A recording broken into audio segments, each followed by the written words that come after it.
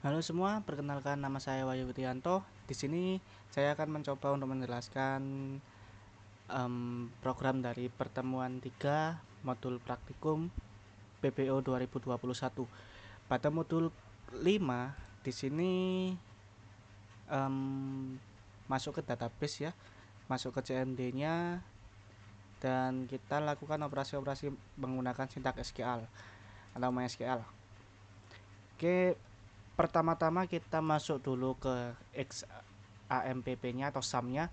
Kita aktifkan MySQL. Kalau Apache mungkin kita tidak perlukan saat ini, jadi kita tidak usah di start, cukup MySQL aja. Kemudian kita buka CMD-nya. Di sini saya tidak pakai CMD bawaan dari Windows, tapi saya pakai Fluent Terminal. Kalau dari CMD Windows lebih bagus, tapi saya lebih suka pakai ini. Saya butuhnya CMD nih. Kemudian kita masuk ke folder XAMPP nya atau folder SAM-nya di data C yang sini. Nah, berhubung di sini bentar.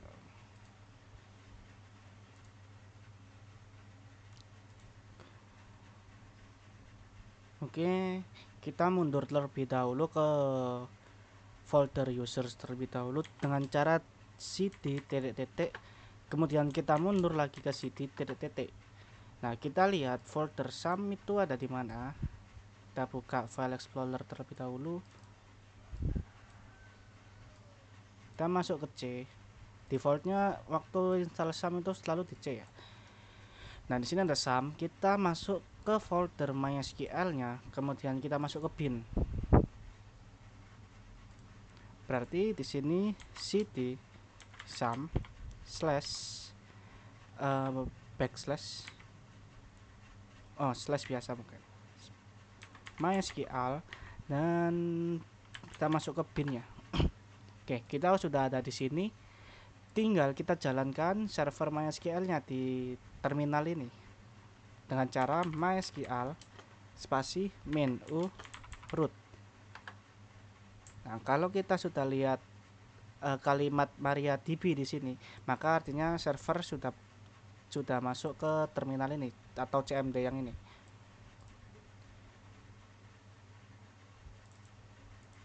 Oke, kita lanjut. Pada modul yang pertama itu melakukan create database. Nah, karena di sini saya udah membuat database yang ada di modul, mungkin saya kasih pembeda dikit.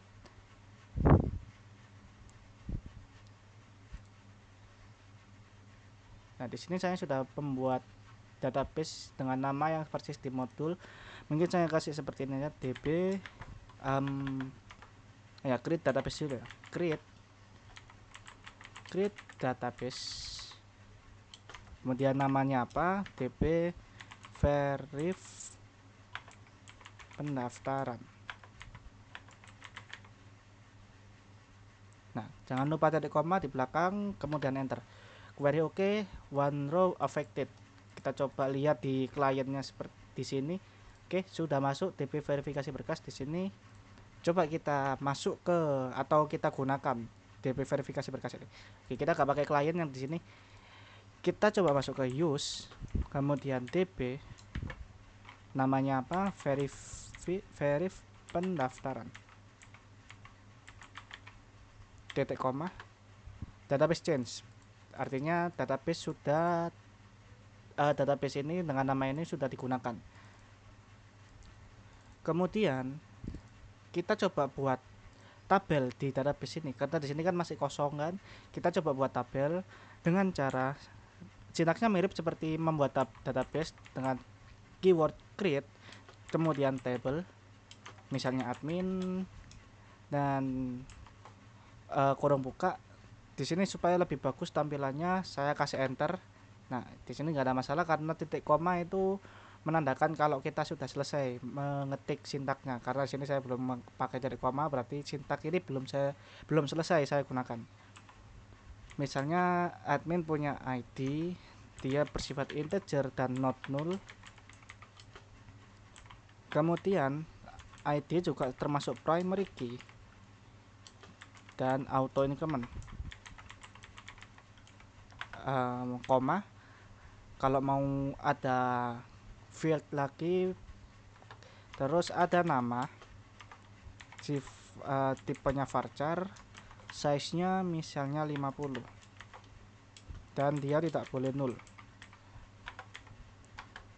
Dan ada npm varchar,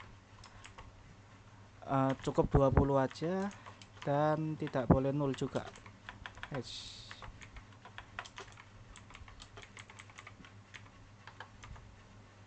Dia ada password juga varchar 15, kecil dulu aja di sini dan juga tidak boleh null. Enter lagi. Yang terakhir ada nomor telepon, dia termasuk juga varchar, size nya ambil 13 saja, nomor telepon yang sekarang, not null. Nah, nomor telepon ini merupakan kolom yang terakhir, berarti kita bisa menutup syntax ini dengan cara kita kasih enter aja biar lebih bagus. Enter, kemudian tutup kurung dan titik koma. Nah, jangan lupa titik koma untuk mengakhiri semua syntax ini. Kita enter, query OK, 0 rows affected, berarti ini sudah syntax ini sudah dieksekusi. Coba kita buat lagi satu tabel lagi yang namanya mahasiswa. Nah, di sini di CMD maupun di Fluent Terminal ini bisa pakai tanda atas seperti pakai arrow tanda atas. Nah, kita tinggal ganti aja ini adminnya menjadi misalnya mahasiswa, kecil semua. Enter. Kemudian mahasiswa juga punya sebuah ID, kemudian punya nama, npm, password, nomor telepon. Oke. Ada lagi harusnya di sini ada koma kah, harusnya saya taruh sini aja komanya. Enter. Kemudian ada gambar, dia berupa teks, dan yang terakhir sebuah status berupa integer dan punya defaultnya 0. Nah, cukup segini. Ini koma kenapa di sini? Soalnya di sini saya lupa kasih koma. Jadi jangan lupa untuk terakhir-terakhir kalau mau enter seperti ini. Nah, di sini sudah sampai sini. Saya mau nutup syntax ini dengan cara ya sama seperti yang atas. Enter dulu, kurung tutup dan titik koma. Kemudian enter. Query OK, one row affected. Coba kita cek apa aja tabel yang ada di sini.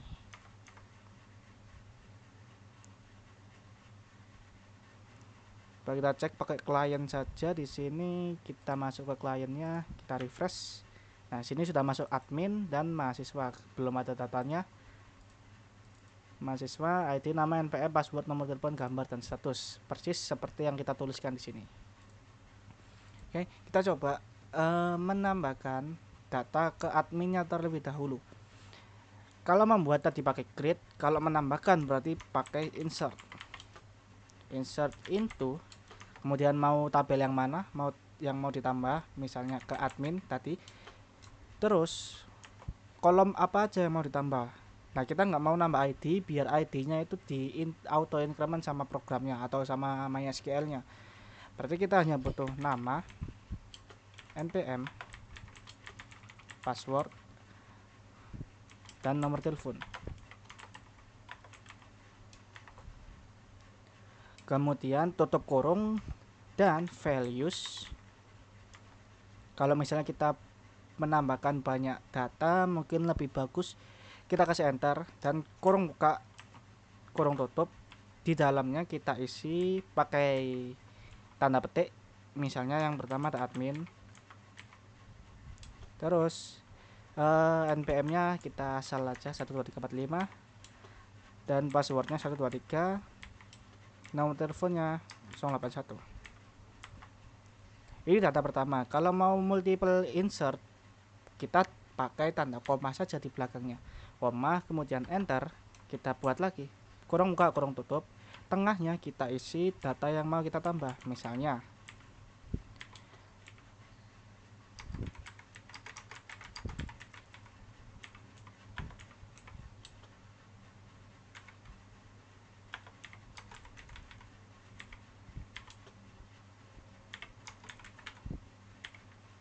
seperti ini. Tanda petiknya jangan sampai ketinggalan, jangan sampai lupa. Di sini pastikan semua sudah tertutup dan setiap kolom kita pisahkan dengan tanda koma. Kalau ini sudah selesai, kita boleh langsung pakai titik koma di belakang sini, atau kalau mau lebih bagus kita enter kemudian titik koma di sini. Karena di sini cukup sampai sini aja, maka kita kasih titik koma di belakang dan kita enter. Query OK, to row affected. Recordnya sudah masuk 2, tidak ada duplikat dan warning. Nah, kita coba lihat datanya yang kita masukkan sini di tabel admin sini. Caranya pakai select bintang from admin, titik koma jangan lupa, kemudian enter. Oke. 2 data yang kita masukkan di awal yang sebelumnya, yang ini sudah masuk ke dalam tabel. Sama halnya kalau kita mau menambahkan sebuah data mahasiswa. Jadi sintaknya masih sama, pakai insert into, seperti insert into mahasiswa. Kemudian apa aja yang mau kita tambahkan, misalnya ada nama, npm, password dan nomor telepon, kurung tutup, dan yang terakhir values, kemudian enter. Sini kita mau tambahkan data apa saja. Ya, misalnya seperti ini, kita punya 2 data lagi. Yang pertama ada Marika Puspitasari, npm-nya ini, passwordnya dan nomor teleponnya, dan juga ada Mas Asirwanda Marbaung. Sini saya randomnya nama-namanya. npm-nya sudah, passwordnya sudah, dan nomor teleponnya sudah. Dan yang terakhir kita tinggal enter saja sintak ini. Titik koma jangan lupa di belakang, enter. Query OK, to row affected. Recordnya sudah masuk, tidak ada duplikat dan warning. Kita coba lihat datanya, select bintang from mahasiswa, titik koma, kita enter. Oke, masuk semua ya di sini. Kita lihat, perbesar dikit ya. Rika Puspitasari dan Asirwanda Marbaung sudah masuk ke sini, ke database dengan tabel mahasiswa. Nah, seperti itu. Kalau mau insert, menambahkan data, pakai insert into, terus tabelnya apa, kemudian mau kolom apa aja yang mau diisi, dan valuesnya kalau multiple seperti ini. Kalau hanya single, berarti titik komanya tinggal taruh ke atas ini biar dieksekusi. Dan kalau melihat, pakai select bintang atau select yang lain dari tabel ini, dari kolom-kolomnya ini. Misalnya select nama, berarti dia akan mengambil namanya aja.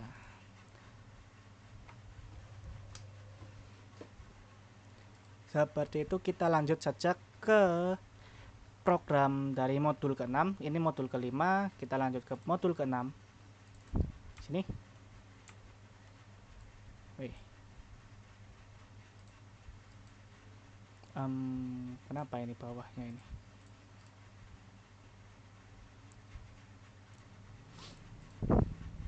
Oke, kita masuk ke programnya. Kita lihat di package-nya sini.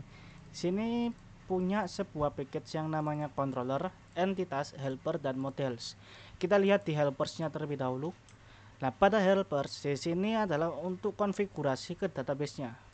Kita perlukan driver, URL ke localhost-nya, users, nama usernya, dan passwordnya. Kalau pakai SAM, usernya pasti root dan passwordnya itu defaultnya kosong. Tapi kalau pakai MAM, kalau kita misalnya pakai MAM, usernya itu root dan passwordnya juga root. Nah, di sini URL yang kita sesuaikan localhost, kemudian nama database-nya apa. Karena tadi kita pakai database pendaftaran, di sini verifikasi pendaftaran, yang ini dari modul. Kalau yang kita buat sebelumnya hanya verif pendaftaran. Sama aja, isinya sama aja sebenarnya. Kemudian kalau semua sudah diinisialisasi, udah dideklarasi di sini, kita lakukan di blok try catch. Pada blok try, kita panggil sebuah kelas dengan for name-nya driver. Nah, driver di sini harus kita import terlebih dahulu.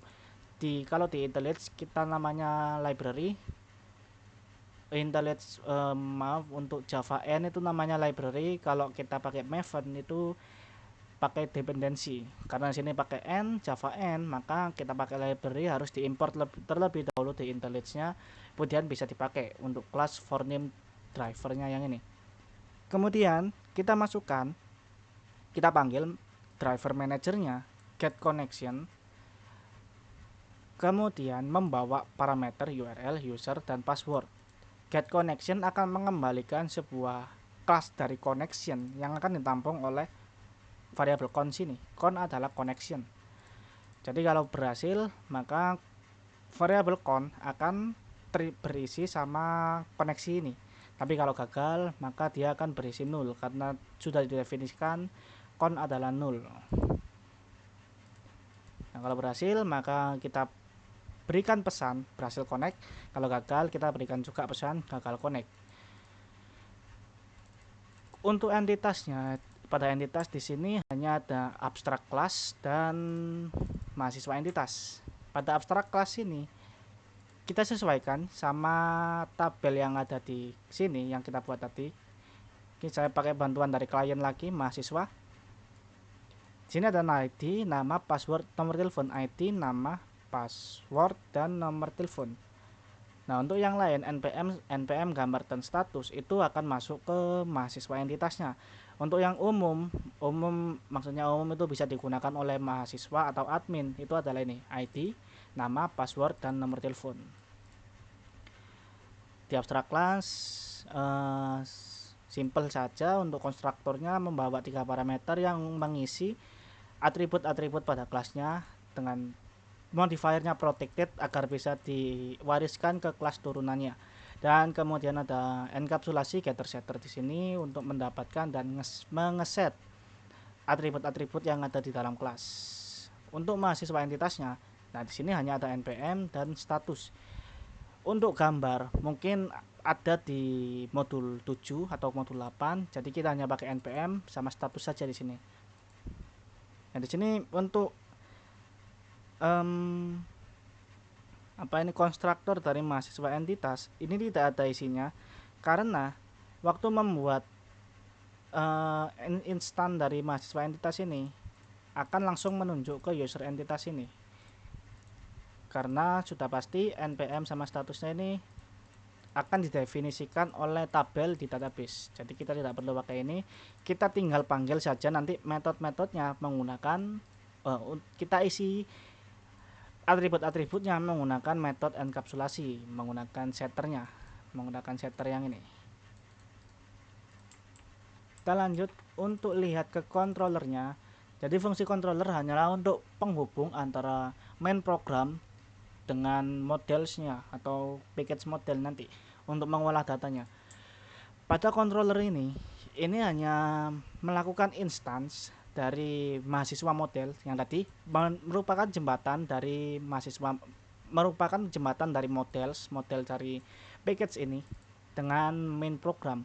Jadi kita membuat instance menggunakan static, public static biar bisa dipanggil langsung dari all object model. Kita lakukan instansi, variabel ini atau objek ini akan dipanggil oleh main program untuk dapat mengolah datanya nanti. Atau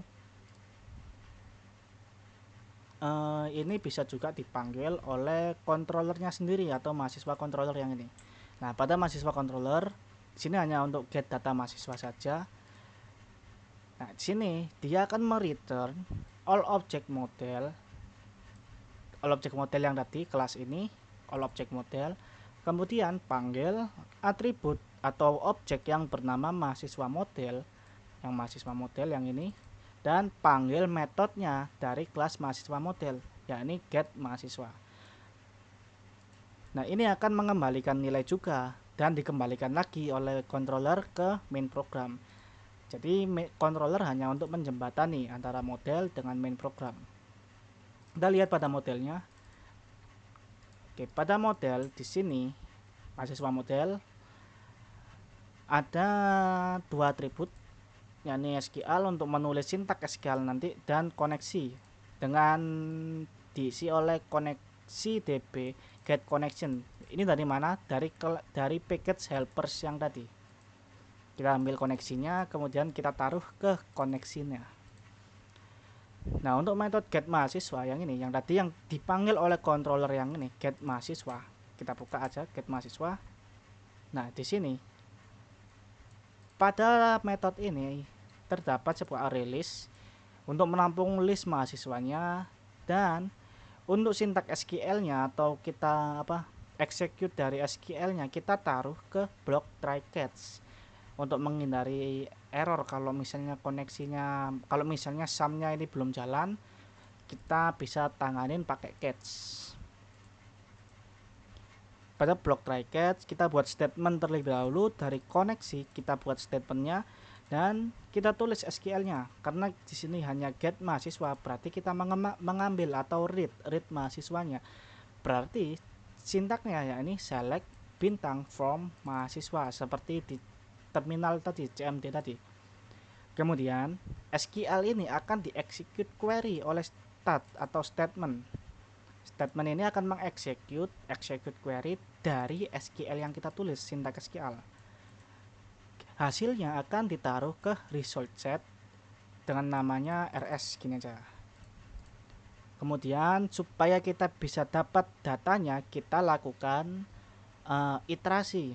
Di sini result set ini termasuk iterator ya. Di sini iterator kita panggil menggunakan rs.next di dalam while supaya dia iteratornya jalan. Kemudian kita buat instance dari mahasiswa entitas dengan tanpa parameter. Di sini tanpa parameter. Kemudian kita masukkan semua data-data yang ada di database, seperti kalau misalnya kita mau mengambil ID. Karena ID merupakan integer, maka kita panggil get integer. Terus nama adalah string, maka kita panggil pakai get string. npm juga string, password nomor telepon juga string, kita pakai get string. Dari mana? Dari rs result set yang tadi, yang kita next tadi di sini, dari iteratornya. Kemudian untuk status dia merupakan integer, maka kita pakai get integer. Nah, semua ini akan diisi, akan masuk ke setternya dari mahasiswa entitas. Jadi kita tidak perlu menulis sebuah konstruktor, parameter konstruktor di sini. Kita manfaatkan enkapsulasi dari mahasiswa entitas dan kelas abstraknya atau kelas induknya. Setelah semua udah di set, kita tinggal masukkan ke array listnya.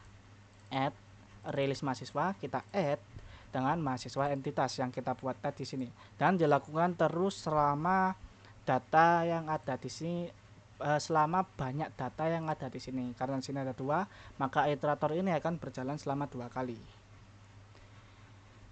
Setelah semua selesai, maka di return array list mahasiswanya.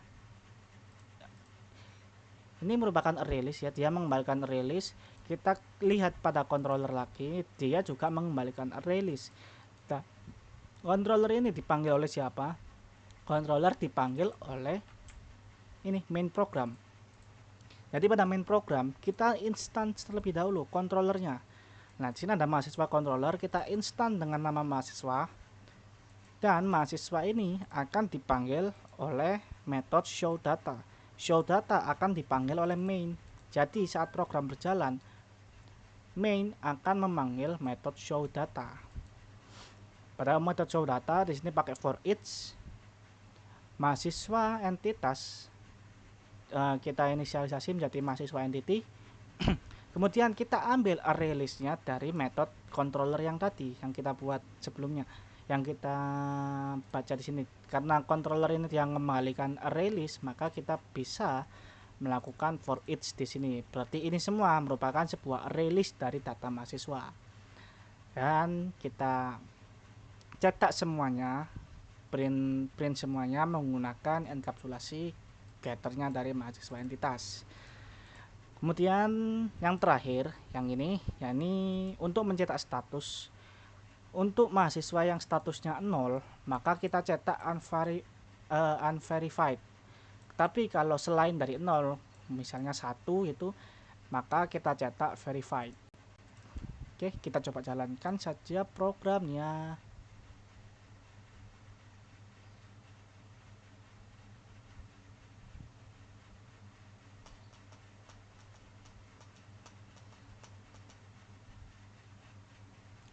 Saya pindah terlebih dahulu ke kanan. Ini. Nah, kita coba lihat di kliennya terlebih dahulu.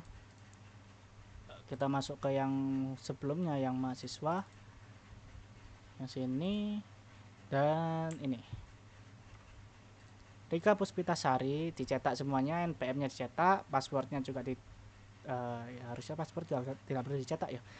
NPM nya dicetak, nomor telepon dicetak, gambarnya belum ada untuk di modul 7 sama 8 nanti, dan statusnya dia 1. Karena dia 1, maka di sini dia dicetak sebuah verified. Tapi untuk Asirwanda Marpaung, di sini statusnya adalah 0, maka dicetak unverified. Oke, seperti itu aja penjelasan dari program ini dari saya. Kurang lebihnya mohon maaf. Sekian, terima kasih.